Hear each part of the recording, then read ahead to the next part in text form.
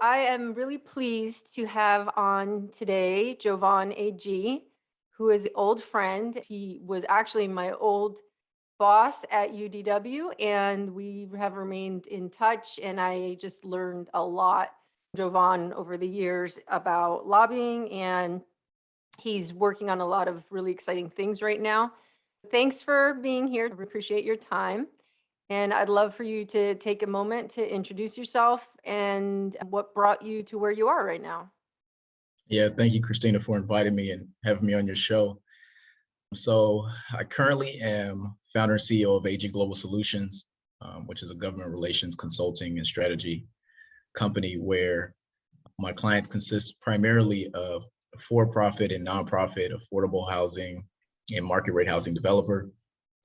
I have other clients as well that are interested in everything from getting more engaged in political campaigns to lobbying, regulatory ordinance work, to the other end of the spectrum being helping with financing for real estate development projects, helping out with permitting and entitlement, and then just any other impediments that might exist as it relates to advancing a real estate development project.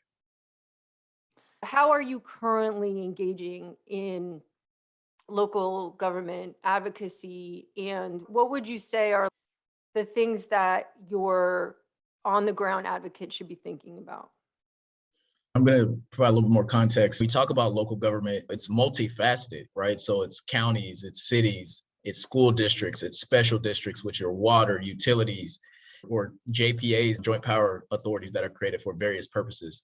Local government is comprised of all those things. It's cliche, but people say all politics is local. And it's because that's the level of government where rubber meets the road. That's really the level of government that is, interacting most with the people. It's where you see your services executed, trash pickup, code enforcement, all those things. So when you think about any government, but local government specifically for this conversation, it's comprised of two components, right? So it's two sides of the government coin. There's the electoral side, which gets into political campaigns, political appointments, things of that nature. Then there's the governance side of it. Oftentimes, what we see is for people who do pay attention to local government, oftentimes, unfortunately, it's disproportionately on the electoral side. Then they become less engaged on the governance side because oftentimes it takes longer, it's more involved in all those things. Yeah. If I'm a community organization, we are the ones who see people, our children with asthma, or for example, in San Bernardino County, all these warehouses that are just spewing diesel exhaust into the air and has all of these physical health ramifications. How would I even go about to say, I want to get my city council on board or Yep. my county supervisor? Where do I even start with that? Yeah, I think first and foremost, it starts with a plan. I often joke and say, I feel like politics and policy are two of the most disrespected industries in America, because we have people who have an impulse, an emotional knee-jerk response, and then they want to go do it, right? That's not how it works. This is actually an industry. It's actually a craft. So, if you have a problem with the educational system, you wouldn't wake up one day and go walk in a classroom and take it over. Or if you had a problem with the medical system, you wouldn't walk in a hospital and walk in the surgery room and take the utensils and start operating. Right. Well, that's oftentimes what people do with politics. They get disgusted with and they think they can just walk into the Capitol or walk into the City Hall. They haven't studied. They didn't learn the science of this industry. Then they have no successes and they blame the industry. You wouldn't succeed in surgery if you didn't study medicine, if you didn't learn the vocabulary. You wouldn't study in education if you didn't, get an EDD or things. I think for community, it first starts with one, what is your objective? Then two, you can't jump from objective to implementing and executing. You have to learn the science of this.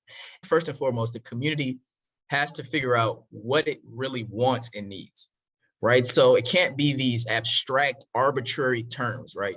We want a better healthcare system. Okay, like what exactly do you mean by that? Right. Let's hone in on that a little bit. Let's crystallize and form that thought. Right.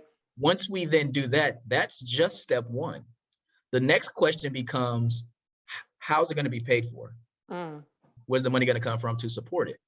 So when you talk about community, I think what we have to look at in community is what I like to do when I try to organize or mobilize community people is I like to try to compartmentalize what I call grass top leaders from Mhm. grassroots leaders. Mhm. Because we have so many people in a lot of these cities, trying to organize everybody will become a daunting and unachievable task. Yeah. So what I like to try to go in and find is who are the grass top leaders. And Yeah. depending on the size of the jurisdiction, I kind of define that usually someone who has, in a small jurisdiction, the ability to move at least 50 people, right? If you're in a small town, if you're somewhere like LA, a grass top leaders to me has to be defined by someone who can move at least like 500 people. Okay. And by move, what I mean is if they say to be somewhere at a certain time, they have enough respect and credibility that people will show up.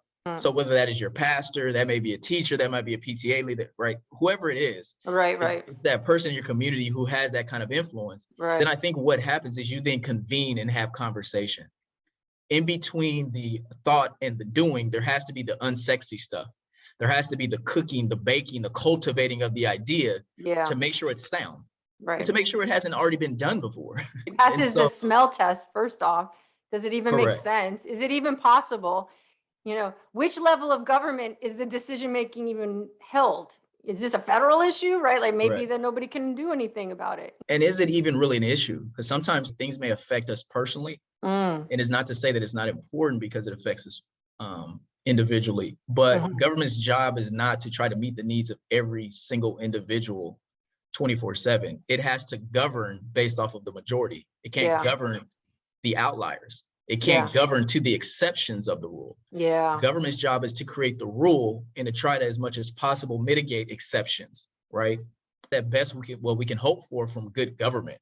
I had a podcast interview with Ludovic Blaine from the California Donor Table, and he went into this actually a lot, this concept of co-governance.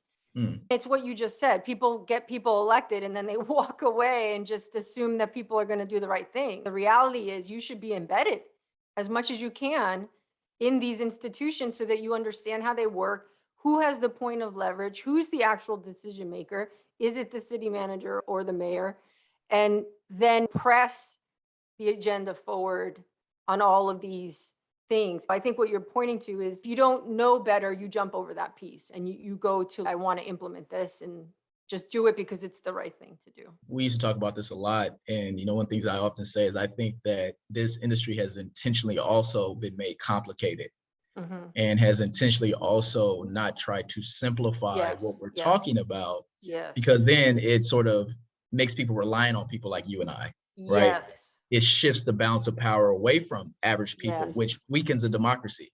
That's And right. And it so, makes people feel like they can't do anything. So why even bother paying attention? but if you get people to understand, one, this is an industry. So you have to, just like when you have a child, you'll be better as a parent if you actually take some time to read and do some of the things and not just kind of leave it up to happenstance. Yeah. But also, like parenting, it's a relationship. And so to your point, you wouldn't birth the child and kind of leave it and say, oh, I hope they figure out how to learn how to tie a shoe, ride a bike, make it to college. Don't kind of just walk away. You nurture it.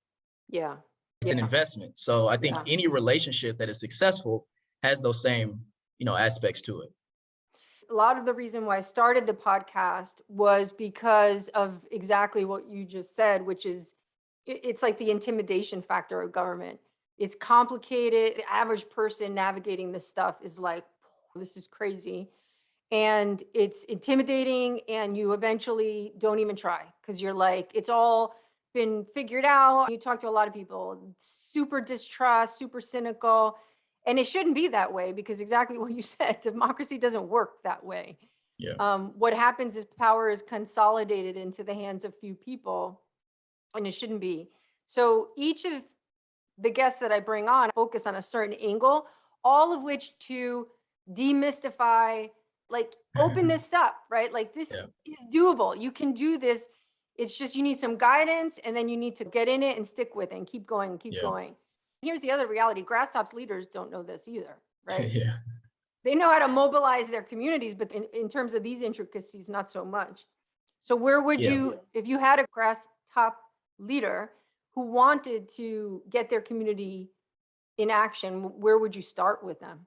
I will first start with mindset, right? I think everything is mindset. I'm someone that believes very much in power dynamics, right? The balance of power. I talk a lot about that. And a lot of people in communities have been conditioned to think they have no power, to think they're weak. And you hear it in the way that they speak when they show up. We want, we want, we want.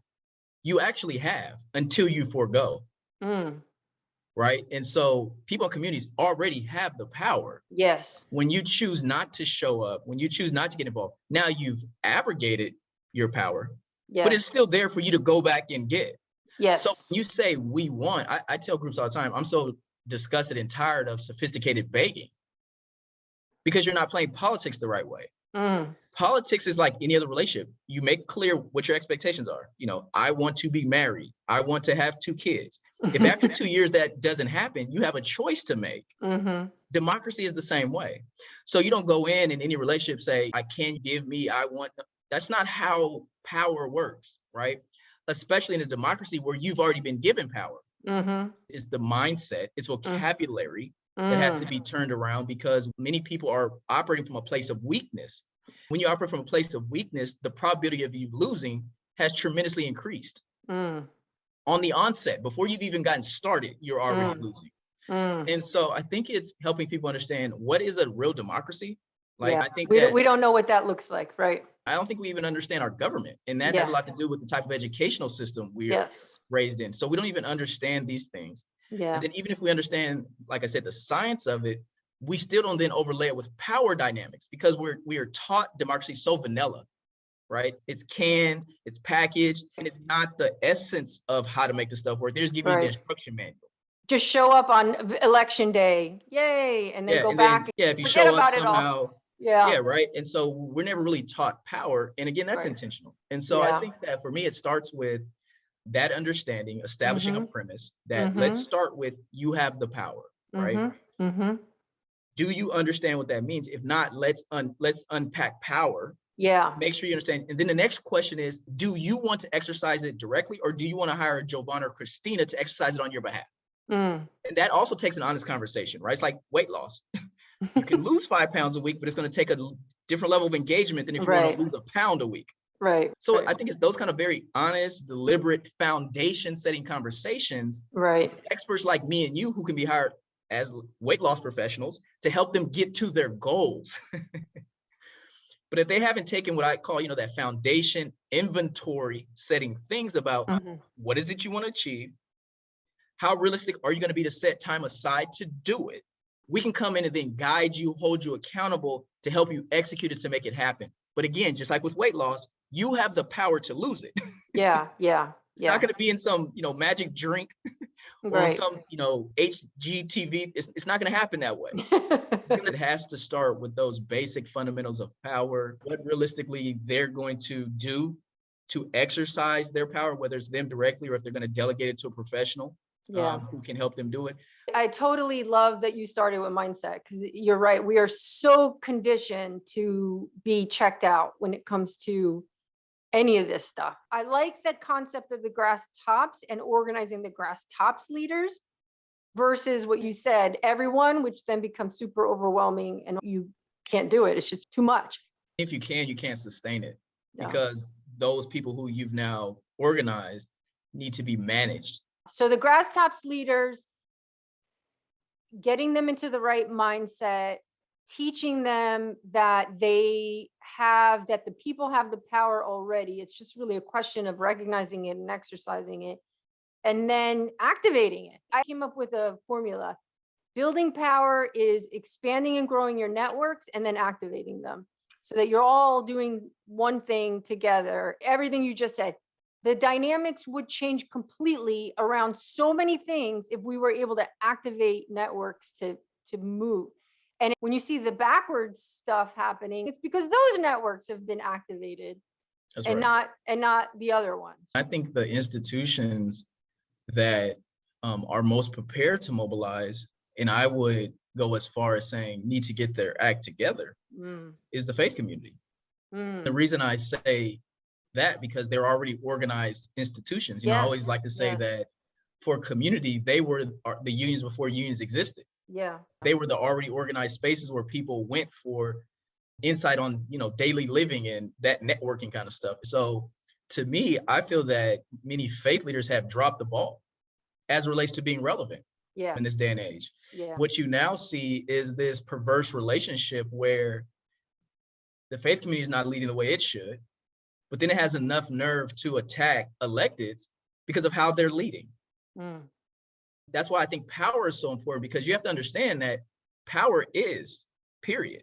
If you use it and exercise it or not, it's going to be picked up and used and exercised by someone else. Right. So just as I said, the community has power. If it decides not to use it, somebody else will on their behalf.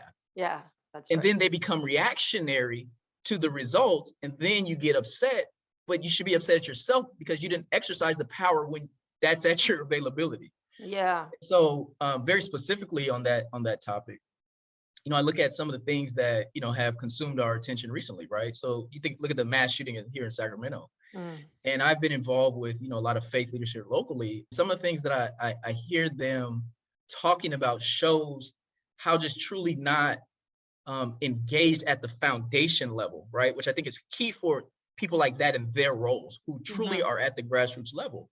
You hear things coming out like, we need to pass policies to get rid of all guns. That's just not realistic. Yeah. Right? I think Yeah. you can look at how do you better regulate guns, but their job should be, how do you begin to work on all the other things that are causing people to go misuse guns? The conditions Right? that create that. So Right. that's their job. And if they Yeah. were focusing on that job, then some of the things that people like you and I, elected officials, are working on would go away. Yeah. Yeah. There'd be less of those things if they were focused on those things. Right. So I see oftentimes, the faith community talk about things like abortion or same-sex marriage. No disrespect to those issues, but those things for faith leaders, in my opinion, are distractions. Mm-hmm. Because if a person is poor, Mm-hmm. right, I think we should be less concerned about who they're sleeping with at night, in my opinion. Right. I totally agree. I If a feel like person- those distractions were created to be distractions. I agree. And Yeah. again, I think that's where we need more sophisticated faith leaders who aren't fooled by the distractions. Right. Because then what happens is they take the bait and then they become divisive.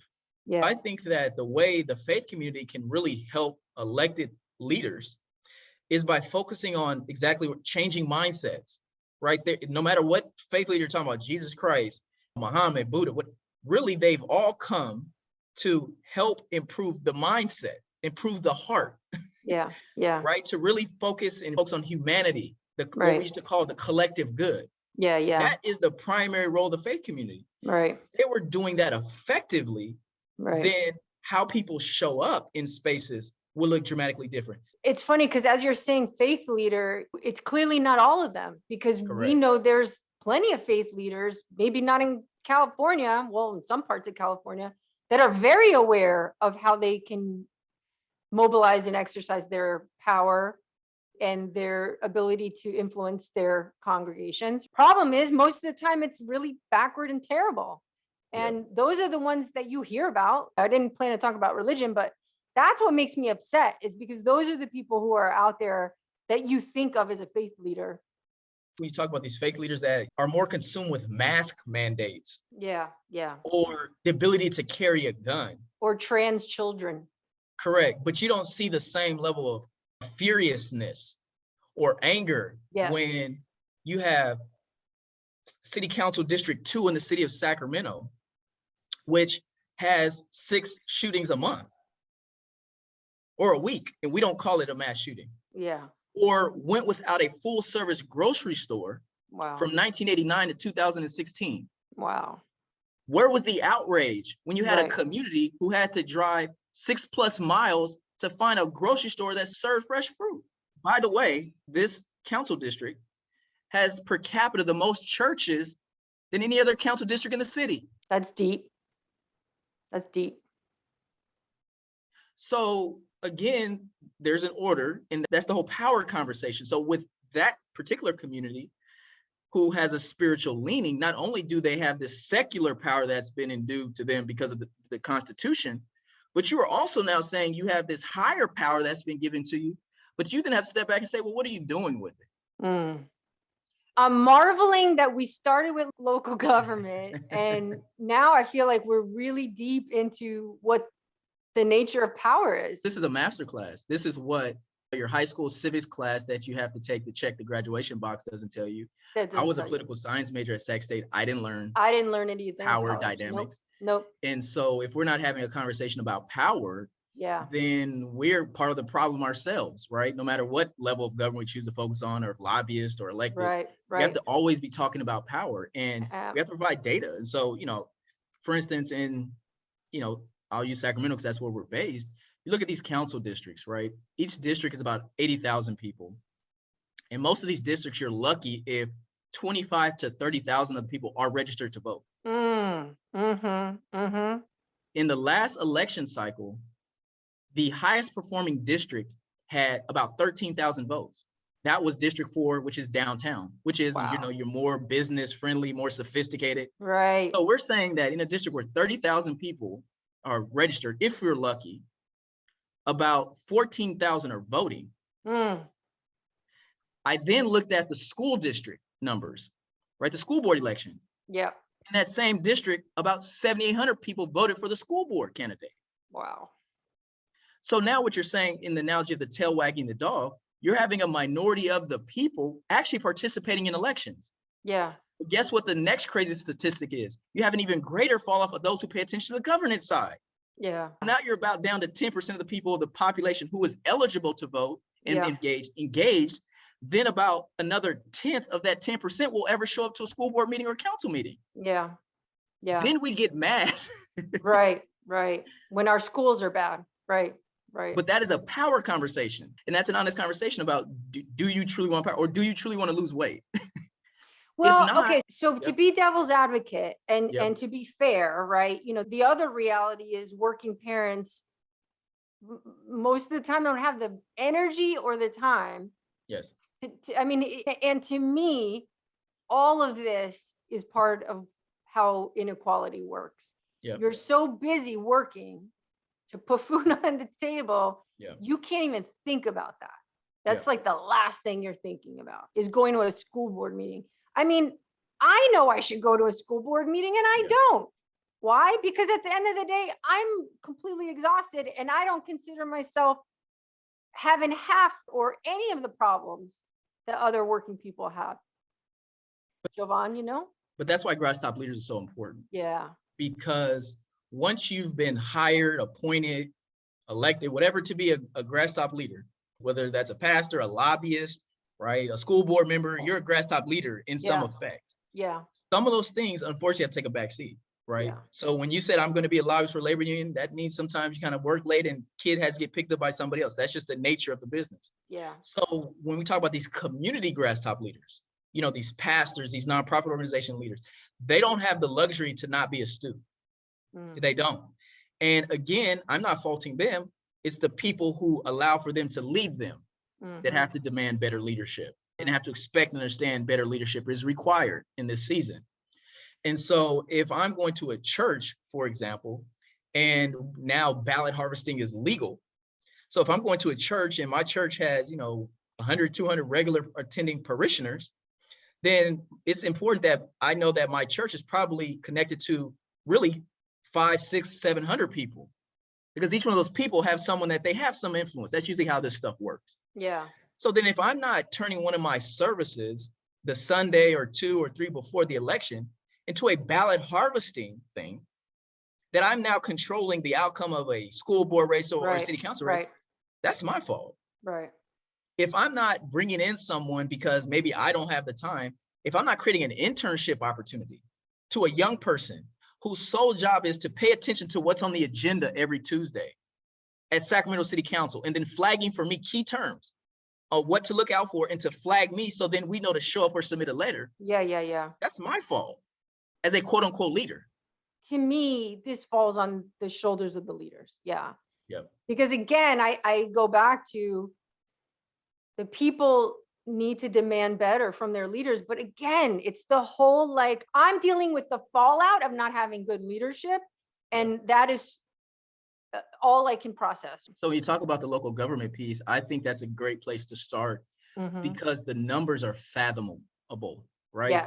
Yes. From a money standpoint, you can make a major impact on a city council race, cutting $100 check, right? And if you don't have $100 check to cut, then your church can every person give $1 kind of thing. So you can make an impact, but also those numbers are Yes, valuable, it's the right? numbers. It's the numbers of the voters. It's doable. You can actually do that. Yes, So if you're that 100%. grass top leader, Right. and hopefully you know how to organize that number that I gave, school board, 7,800 voters, can you go get 14 other pastors who also have congregants of 500? Then you ensure with the science that 100% of your members have voted the way you want. Why? Because you've done ballot harvesting. You've done a night where you help them fill out their ballot. Then before they leave, they put their ballots in the box, and then you Right. go turn it in. That's Right. power. Growing the network and then Yeah. activating, right? Everyone Right. moves forward on the same agenda at the same time. And you know what's really messed up? And to me, the tragedy of it all is the people who want our country to go backward, they're doing that right now. Yeah. They Yep. are activating all across the country to take over school boards. Why? To do the type of things that is just unconscionable, right? And they're being remarkably effective. So we need to get with the program and also start doing these things.